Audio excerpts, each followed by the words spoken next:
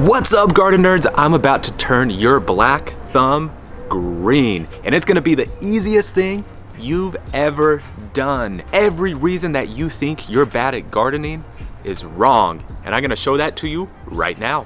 You've been too hard on yourself. It's not you, it's just the way you've been programmed to think. I talk to people every week and they always tell me, oh my goodness, Michael, I wish I could grow everything you grow. How do you do it? I want to do it, but I just don't have a green thumb. It's just not in me. They want to grow things so badly, and it makes me so sad.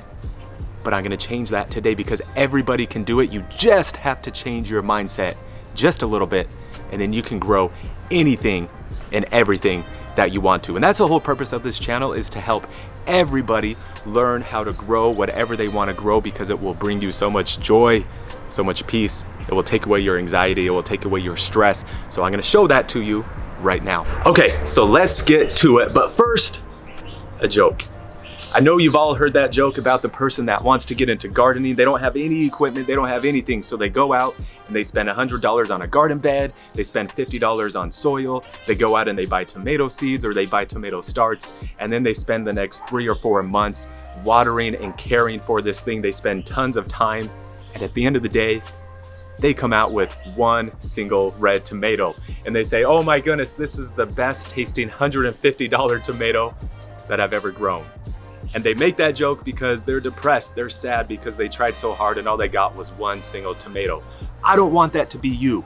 Don't let that be you. So let's turn your black thumb into a green thumb. All right, so let's get to it. Here is the real reason why you have a black thumb.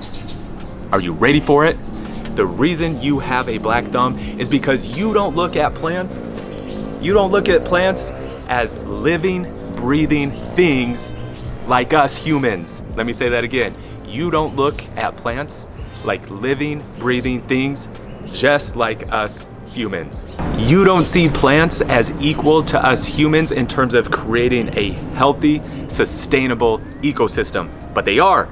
And once you look at plants that way, your black thumb turns green, and that's what you want. That's what all of us want. So let me explain what I mean by that with some practical advice so that you can change your mindset and start growing anything and everything you want. I have a few points that I'm gonna go over with you. Point number 1 is plants need food. That's right, just like you and I need food, plants need food too. So many times people make the mistake of simply buying a tree, buying a plant, buying a vegetable, and just putting it in the ground and saying, here we go, this is good. I'm just gonna water it a few times and it's gonna be good. No, that's not the case. Just like you need to feed yourself with healthy food, plants need healthy food as well. They need healthy soil. They need soil that's alive and that has microorganisms growing in it. They need fertilizer. They need all of these things to be able to grow and to thrive and to produce food for you. If you're not feeding your plants food, how are they going to grow healthy food for you? Think about it.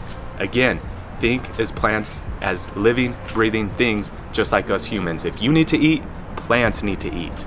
Anytime you go to the store and you look at, or the nursery center, and you look at fertilizer, you see NPK, or you see 3 numbers on the fertilizer. That stands for 3 things, and they're the 3 main nutrients that your plants need: nitrogen, potassium, and phosphorus. Those are the 3 main foods that your food needs, or that your plants need. There are a lot of other things that they need, but if you start out with those 3 things and then go from there, you're going to be okay. And here's the thing, guys, different plants need different types of food. Yes, just like you prefer different types of food, I love pizza. Some plants love more nitrogen, some plants love more potassium, some plants love different things. So you need to find out whatever plant you're growing, find out what they want to eat, and then go and buy the appropriate fertilizer to feed that plant. Also, you want to check your soil. You can check your soil to see what your soil is lacking in, and then add more of that if that's what the plant that you're growing wants. So don't think you can just put that plant right in the ground and not plant it, or not feed it. You have to feed your plants just like you have to feed yourself. And now the second thing that you need to remember if you want to turn that black thumb green is plants need water. Yes, this seems simple, but it's something that so many people fail at. Plants need water. They don't just need you to go out and sprinkle some water with the hose on them every so often, every few days. No, they need water. They need water that penetrates deep into the soil so that their roots can go deep into the soil. They need a constant supply of water, especially if you're in a harsh gardening zone. Like I'm in zone 9B. It gets very hot, especially during the summer. Things dry out. They need to have water. The best thing is I have a video that talks about all how to properly water. You can check it out here, but make sure that you are watering your plants correctly and that you are giving your plants enough water to survive. And the third thing that you need to focus on so that you can turn that black thumb green is put the plant in the right place. That's right. So I took here in Arizona, in Maricopa County, there is a Master Gardeners program. I took that a few years back, and their motto is right plant in the right place.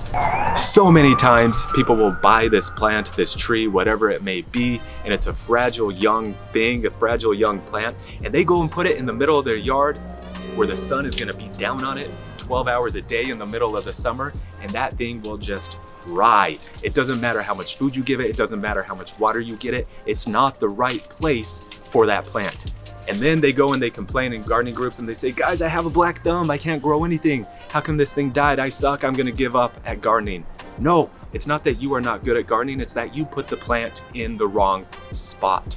So make sure that you do your research before you plant anything and know what that plant wants. Some plants want more sun. Some plants want more heat. Some plants want more cold. It just depends on the plant. Every plant is different, just like you're different.